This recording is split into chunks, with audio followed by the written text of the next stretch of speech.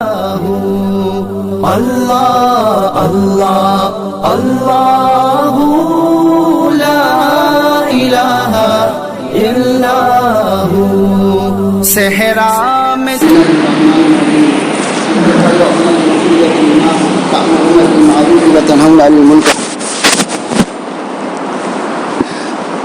بھائیوں اور دوستوں، آپ تقریر تو سنتے ہی رہتے ہیں، میں کچھ بہت ہی اہم بات بول رہا ہوں جو انتہائی توجہ سے سننے اور عمل کرنے کی ضرورت ہے۔ اور عمل تو صحیح معنوں میں اللہ جسے توفیق دیتے ہیں وہی عمل کرتا ہے۔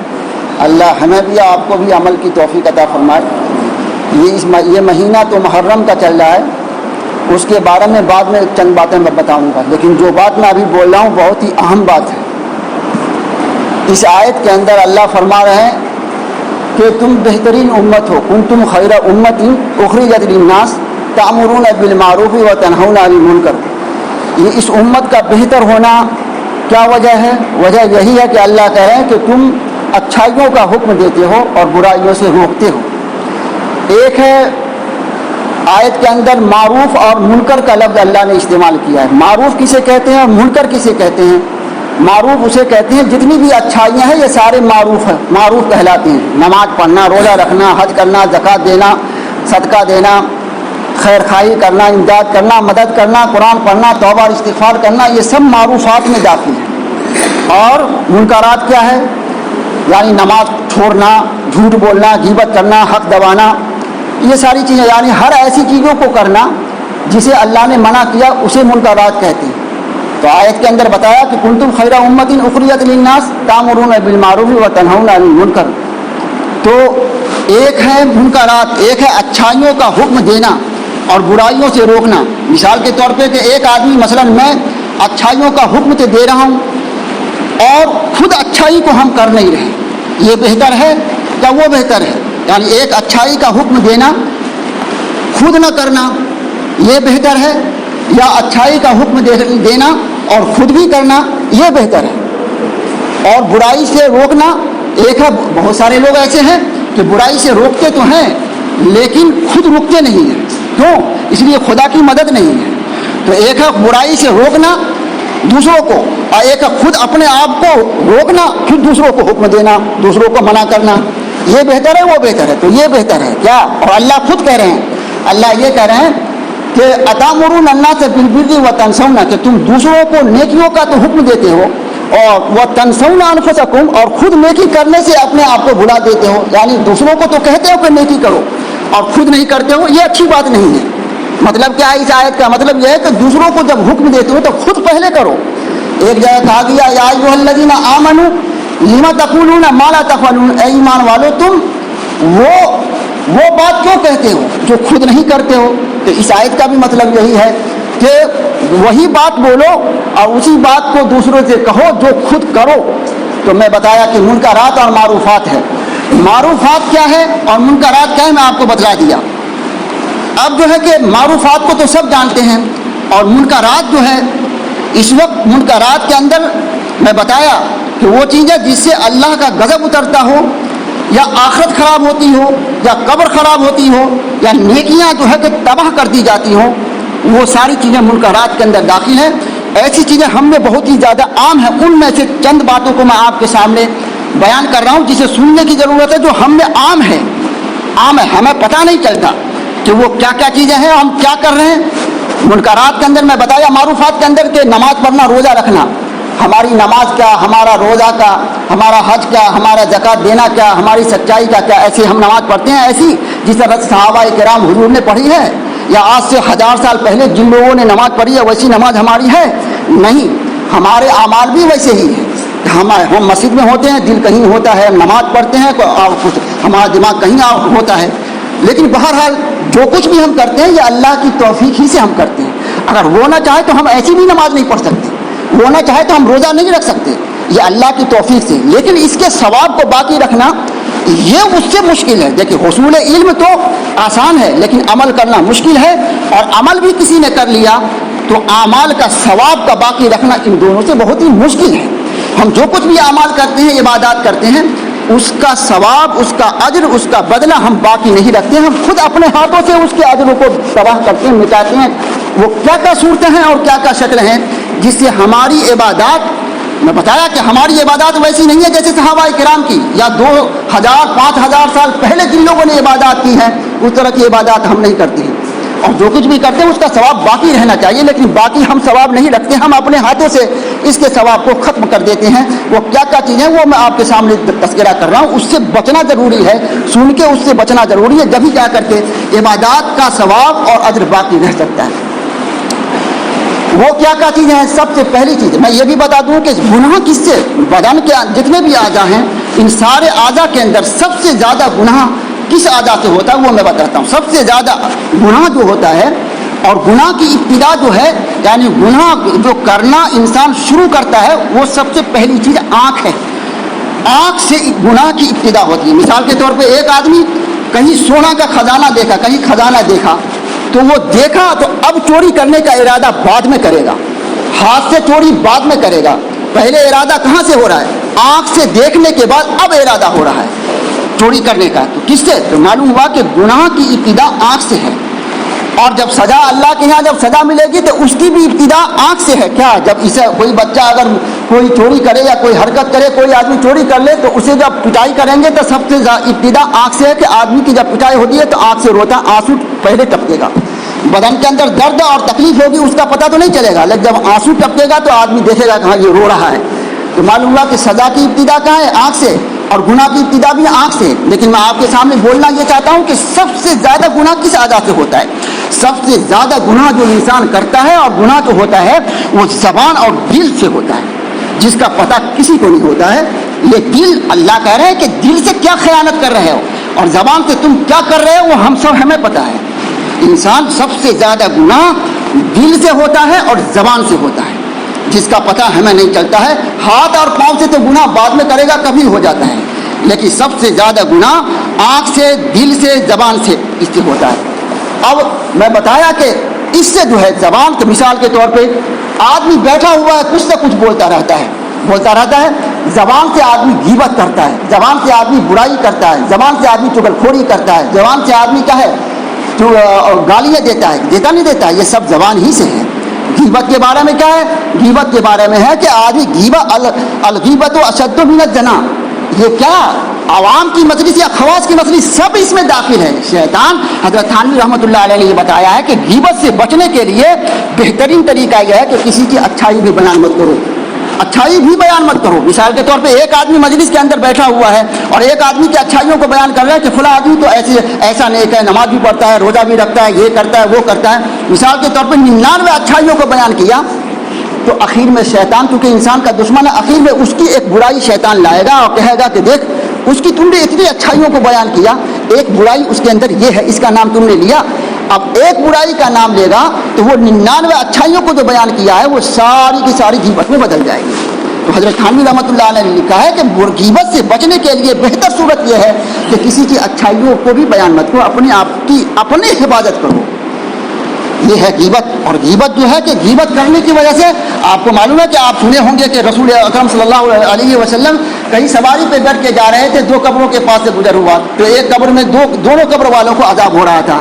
ایک کو عذاب کس وجہ سے ہو رہا تھا؟ ایک کو عذاب ہو رہا تھا چغلخوری کی وجہ سے۔ غیبت لفظ الگ ہے، چغلخوری لفظ الگ ہے، معنی مفہوم دونوں تو ایک ہی ہے، سمجھ رہے ہیں؟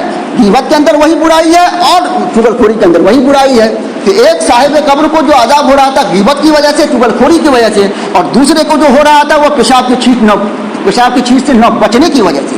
حالانکہ یہ دونوں بہت ہی چھوٹا کام ہے، زبان چلتی رہتی ہے، کچھ پتہ چلتا ہے، کیا آدمی بولتا ہے، کچھ نہیں، اور پیشاب کرنا کہیں بھی آدمی کھڑا ہو کے پیشاب کرنا شروع کر دیتا ہے، لیکن یہ اللہ کی نظر میں بہت ہی اہم بڑی چیز ہے۔ یہ عذاب قبر کا یہ ذریعہ پیشاب کی چھینٹ سے نہ بچنا ہے۔ آدمی کسی بھی طرح سے پیشاب کر لیتا ہے، اس لیے استنجا بڑا ہو چھوٹا ہو، ادھر ادھر جو چھینٹ جاتی ہے اس سے بچنا بہت ہی ضروری ہے۔ اگر چھینٹ کہیں لگ جائے کوئی حرج کی بات نہیں، اسے اچھی طرح سے دھل لینا چاہیے۔ بہرحال میں بتایا کہ غیبت جو ہے کہ ایک تو زبان ہے، جب غیبت زبان ہی کے ذریعہ ہے، اس لیے زبان کی حفاظت کرنی چاہیے۔ ہم لوگ کیا ہے، ماحول کیا بنا ہوا ہے، مسجد میں بیٹھے ہیں تو دنیا بھر کی مسجد میں بیٹھنا ایک وہ بھی صورت ہے نیکی کو بڑھا، اور غیبت جو آدمی غیبت کرتا ہے، جس کی غیبت کی جاتی ہے اس کے نام اعمال میں، جو غیبت کر رہا ہے اس کے سارے نام اعمال نیکیاں جو ہے اس کے نام اعمال میں لکھ دی جاتی ہیں جس کی غیبت کی جاتی ہے۔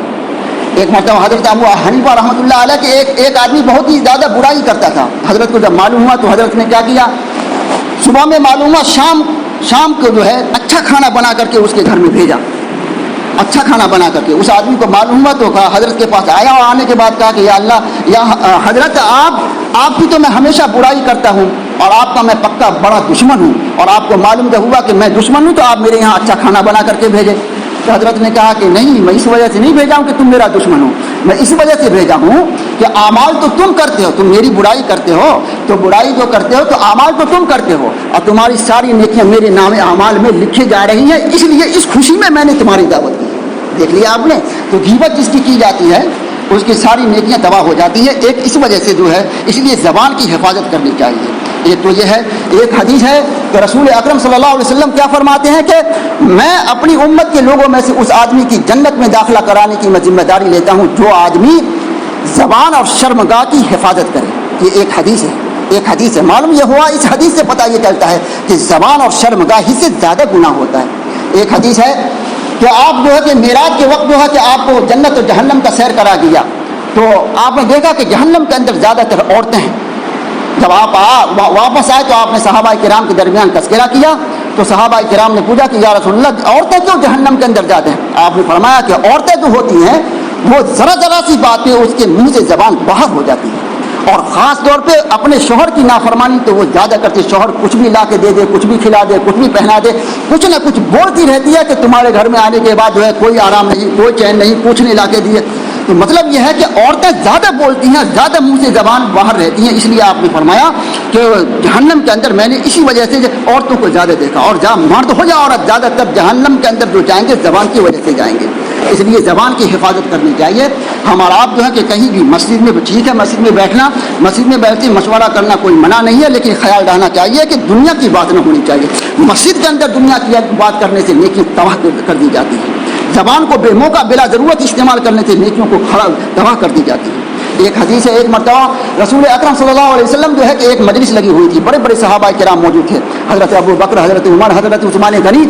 آپ نے یہ فرمایا کہ ابھی ٹھہر جاؤ، تھوڑی دیر میں ایک جنتی آدمی آ رہا ہے، تھوڑی دیر میں ایک جنتی آدمی آ رہا ہے۔ سارے صحابہ کرام انتظار میں بیٹھ گئے۔ تھوڑی دیر کے بعد ایک صحابی آئے، تو آنے کے بعد جو ہے کہ سب بہت ہی غور سے انہوں نے دیکھتے رہے کہ جب حضور نے کہہ دیا جنتی آدمی تو یہ تو جنت میں جائے، ظاہر بات ہے وہ جنت میں جائے گا۔ تو اور سب جانتے تھے کہ ان کے اعمال افعال دن و رات کیسے گزارتے ہیں، سب لوگ جانتے تھے۔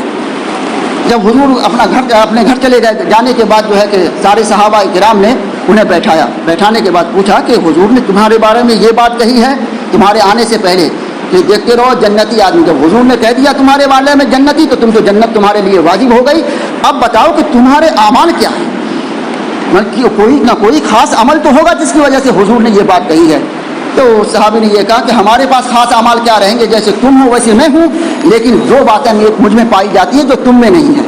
وہ دو باتیں کیا ہے؟ ایک بات تو یہ ہے کہ میرے منہ کے اندر زبان ہے، میں کوئی بھی بات بولتا ہوں، کوئی بھی کام کرتا ہوں، اور اس کام سے متعلق مجھے بات کرنا ضروری ہوتا ہے تو میں پہلے سوچتا ہوں، غور کرتا ہوں کہ آیا جو میں بات کر رہا ہوں اس بات کرنے کا دنیا اور آخرت میں فائدہ ہے یا نہیں۔ اگر فائدہ ہے تو میں بات کرتا ہوں، ورنہ منہ کو بند رکھتا ہوں، اور فائدہ نظر نہیں آتا ہے مجھے تو میں زبان کو بند رکھتا ہوں، اور فائدہ ہے تو میں پھر بات کرتا ہوں۔ اس صحابی نے کہا ایک وجہ تو یہ ہے، دوسری وجہ یہ ہے، وہ صحابی کہہ رہے کہ جب سے میں حضور کے اوپر ایمان لایا ہوں اور اسلام میں داخل ہوا ان دنوں سے لے کے آج تک میں کبھی بھی کسی کی غیبت نہیں کی اور نہ غیبت سنی ہے۔ یہ دونوں باتیں مجھ میں پائی جاتی ہیں جو تم میں نہیں۔ معلوم یہ ہوا کہ غیبت بھی زبان سے آدمی کرتا ہے، غیبت زبانی سے تو تعلق ہے یہ دونوں چیزوں کا۔ بھائی کوئی کام کیا کہہ رہے ہیں کہ کوئی میں بات کرنے سے پہلے غور کرتا ہوں، فائدہ ہے تو میں بات زبان کھولتا ہوں ورنہ زبان نہیں۔